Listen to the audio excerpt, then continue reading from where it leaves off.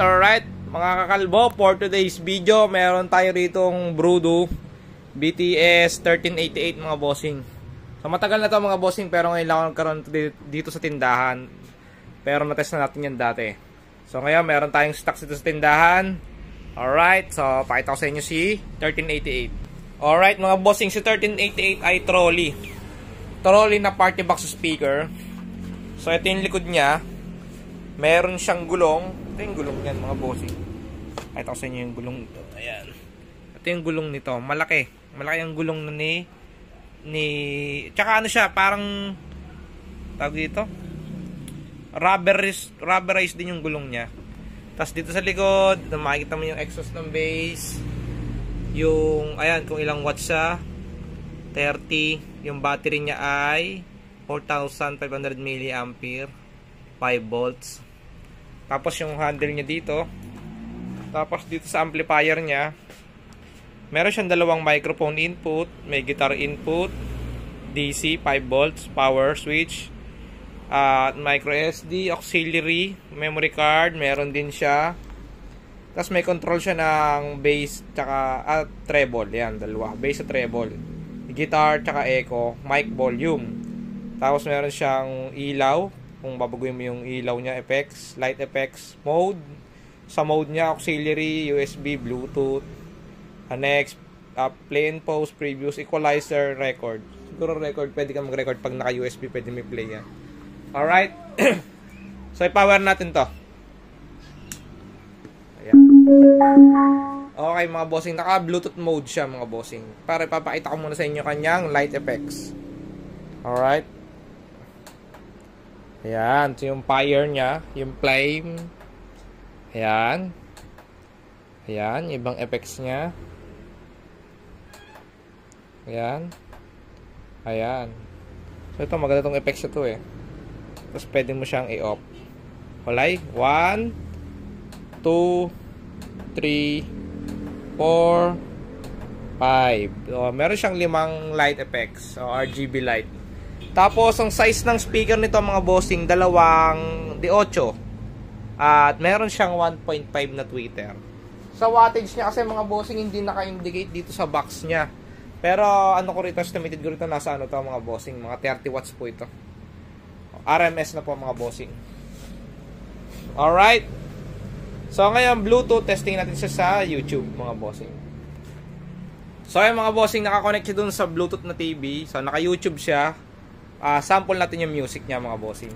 Alright. Ito, yung para marinig niyo yung kanyang tweeter tsaka yung bass.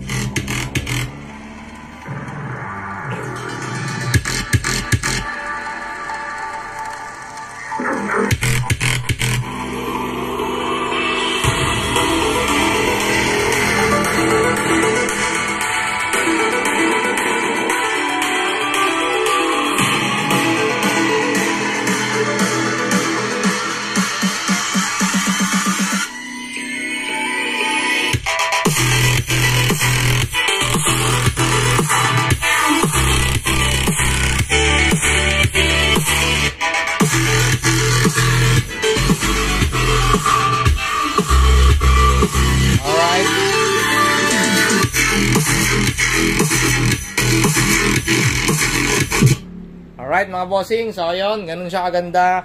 Kagandahan to mga bossing kahit i-maximum volume mo, hindi siya nagdi-distortion. Okay?